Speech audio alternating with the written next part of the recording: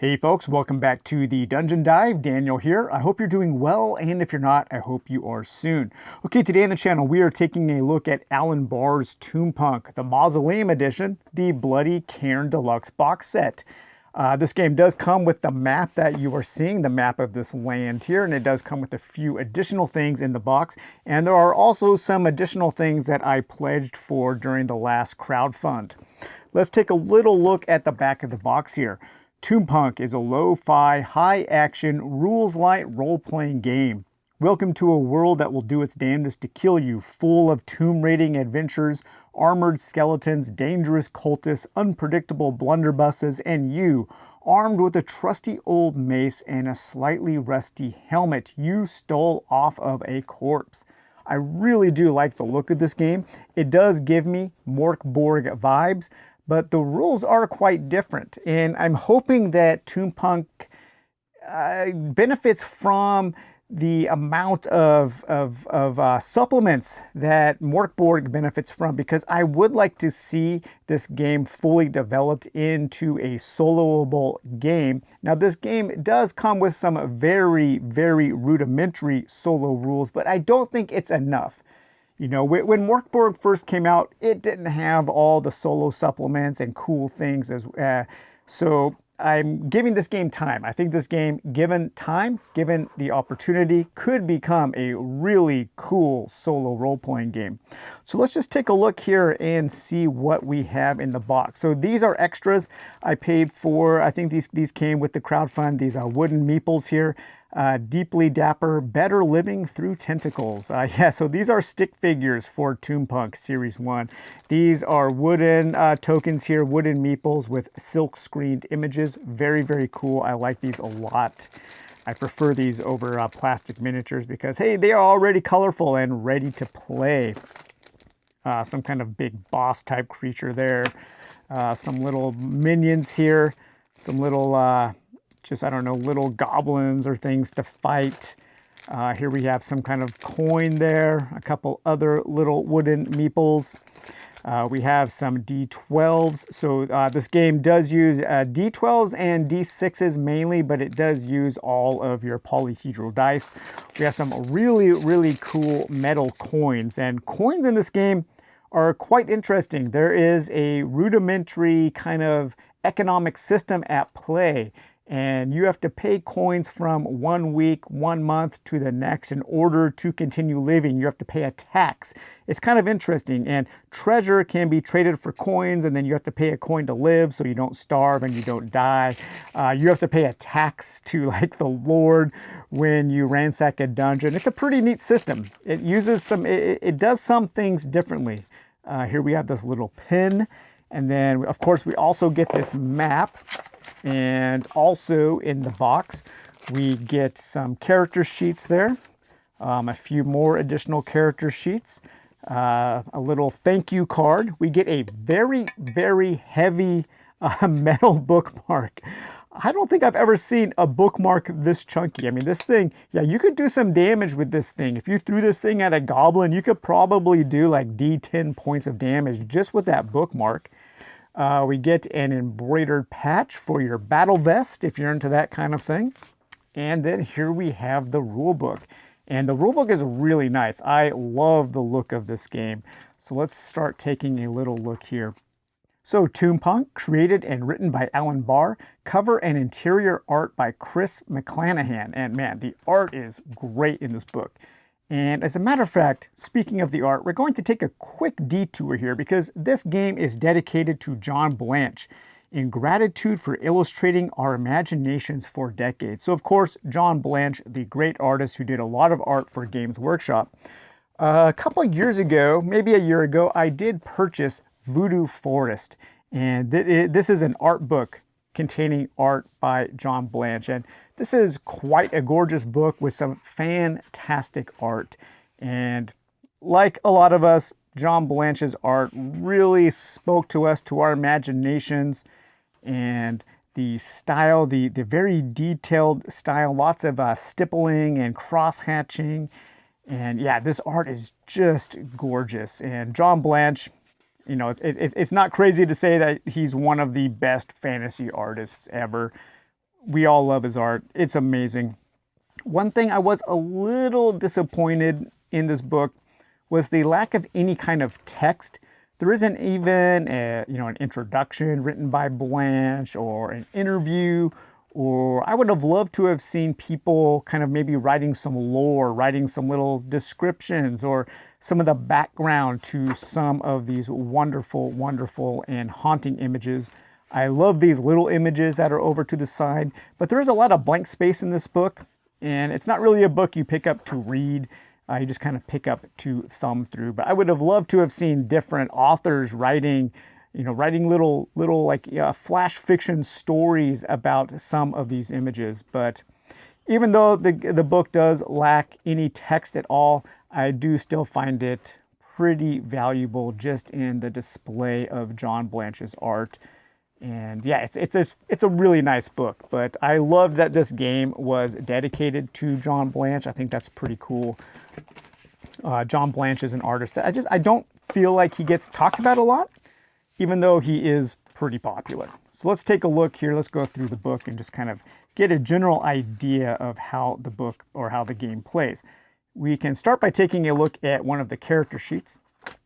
The character sheets are a little more complex than something like Mork Borg.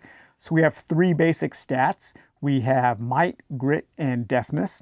And then we have resources. This game uses a lot of resources. So we have courage, coin, and will. Your lifeblood is basically your hit points. Then you also have treasure points, armor reduction, special abilities, and weapon qualities. Now, in this game, the damage that you do in combat is not dictated by your weapon, it's dictated by the class. Each weapon will have a different quality that will augment that weapon with some different special abilities. So the main core of the game is a D12, and it is a roll low system. You are trying to roll your attribute or lower to do the thing you're trying to do. When the GM, when the narrator attacks you, they are trying to roll over your deafness to do damage to the players. It's a relatively simple game. That is basically the entire game right there. That is the core mechanics, except for your resources. So the resources are courage, coin, and will, and those can be tested by rolling a D6. And if you roll over that resource, you will lower that resource down 1 level. And so you can, you don't need to spend your coins, but you do a resource test in order to buy the thing you need. You do a resource test to overcome your courage or your will. And I think that's really neat. It's a really interesting system. It kind of reminds me of a usage dice system in which courage, coin, and will they're a little more important than just spending those to do something. You do need to test it, and that can fluctuate. And as you earn coin through, or you earn treasure, you can spend those treasure points in order to gain more coin. So when you create a character, your character will be based on your class. And there are 3 common classes, and there are some rare classes. In a party of adventurers, you can have as many common classes as you want, but each party, each group of adventurers is limited to one of the rare classes. So our main classes are our warriors, our shepherds, and then our ritualists, who are the magic users. And the ritualists have a few pages of spells. They have cantrips, sorceries, and incantations. So if you want to play as a warrior, you will have your HP, your lifeblood is equal to your might plus 10. And then you have a courage of 3, a coin of 2, and a will of 2. And to determine those 3 main abilities, you will roll 1d4 and add 4. So all of your abilities will be between 5 and 8. So the warrior starts with those additional resources, and they have a special ability called a weapon trick.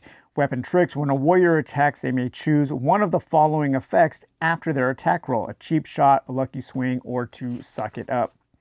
Your shepherds, they have the special ability of prayer, healing, ties, and guidance. And so there's all of those special abilities. And then your ritualist will have a number of different spells and different things they can do: smoke bombs, healing salves, alchemist fire. And then each of the classes has a certain number of damage they do. So your ritualist will do 1d6 damage in combat. Your shepherd will do 1d8 damage in combat, and your warrior will do 1d10 damage in combat. We also have the rare classes. So again, you can only have one of these in a party of adventurers. We have a paladin, we have a cultist, we have gunfighters. So this does have some of that black powder type fantasy, similar to Warhammer Fantasy, the old world. We have a Tombpunk and the firebrand and a necromancer. So those are the rare classes. They're a little more powerful and a little more complex. So again, we have our weapons. So again, the weapons do not dictate the damage. The class dictates damage, but the weapons will have these various qualities, such as armor piercing or brutal, protective, reach, reload, sanctified, versatile. And each one of those qualities will give a weapon a certain benefit or something extra that they can do. We also have 3 different types of firearms: pistols, rifles, and shotguns. And then we get into our treasure points, armor, and our coin, other gear, movement, and travel. We go into a little more details of how to play the game, how initiative is determined, and the turns and the actions, using your courage and will to avoid things like panic, a horrible scene, resisting magic, and fearsome foes. We have an optional rule about fame. And then we go into our XP and leveling. You don't level or get XP in Tombpunk. Just try not to die.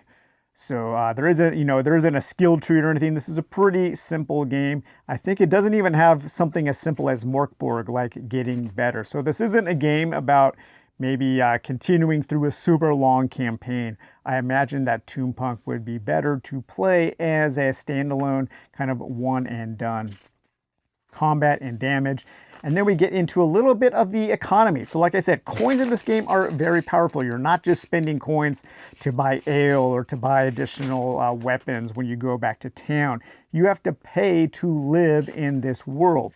And so we have 1 coin per week not to die, 1 coin a month for the adventurer's tax, 1 coin a month to the Lord, and then 1d3 treasure points per dungeon. And so it is very important. This adds an importance to gaining loot, an importance to finding coin and gems and things like that, because you need to pay in order to live your life as a lowly adventurer in Tombpunk. We have dungeon gear. There's a system of lightness and darkness, so as things get darker, things get more deadly. We have dungeon traps and some sample traps, different types of enemies. So this does have a small but interesting bestiary, and I love the art in this bestiary. It's fantastic. So we have a goat folk, we have cultists of chaos, and the Thurge of Chaos. We have a Marilith, skeletons, zombies, ghosts, hydras, gobaris, some kind of goblins, a pumpkin god, a cyclops, ghouls. The Cyclops have different traits. And then we get into some hirelings, so that's another thing that you can spend coin on. Now this game doesn't come with a lot of generators, so that's why I feel like right now it's really not in the place to be a kind of robust solo game, but there are some random generators here. And one of those is for generating random dungeons. So we have a few pages to generate some random dungeons, random treasure. I wish that this did have some charts to generate maybe some random quests and adventures and NPCs. So hopefully somebody develops some kind of more robust system of charts and stuff to roll on. We have a whole optional rule for chaos magic and the different effects that chaos magic can have when it's cast or when you are a victim of chaos magic. And remember to embrace the chaos. Ancestries and culture. This is an optional rule if you want to make your characters a little more different. So this is a human-centric world where the adventurers are assumed to be human, but you can also be a dwarf, a halfling, or an elf, and each one of those will have a certain power. And then we also have our culture. So you might be from a military culture, a religious culture, a mercantile culture, and so on. And that can give your characters just a little more backstory with something else to make them feel different from each other. Now, the rest of the book is basically broken out into a world building section. And so you do get some lore and some background about the various territories and religion and cults of the world. We have the nation states of the northern province. So we have Castile here with some information. The Vertolsiger, not quite sure how to pronounce that fantasy name there. The Isle of Banishri, some good lore there. The religions of the northern provincials. I think this game has a lot of cults and stuff involved, so that's one of the things that kind of attracted me to the game. I always like a good evil cult.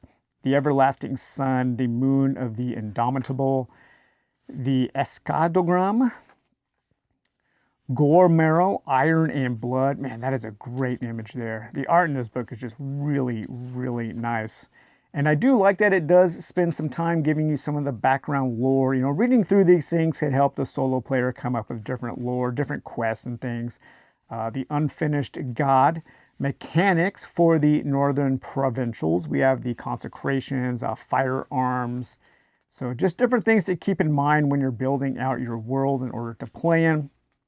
Adventure locations, traps and dangers, and then a very small GM-less rules and tools. So Tombpunk supports playing solo or without a GM, and as such, this chapter contains all the rules you need. So it has a very simple kind of yes or no oracle, along with a 1d6 complication roll. And then we have action and themes table. So we have an action table, a D100 list of words there for actions, a D100 list of words for themes, and this is pretty cool. We get a combat actions section. So you have 3 different charts that you can roll up to help determine what your opponent is going to do during combat. But again, I do wish that it had a few more tables for generating quests, generating adventures, and maybe generating locations and NPCs. I would love to see that come out in a supplement. I'm not sure what kind of third-party licensing they are using. Hopefully they are using something similar to the Mork Borg third-party license, but I don't see anything about that here. We will have to investigate that a little bit because that is one of the things that of course has made Mork Borg such a long-standing and constantly evolving game. It's just all of the things that people have made for it. I hope that Tombpunk gets just a fraction of that attention because I think the system is cool.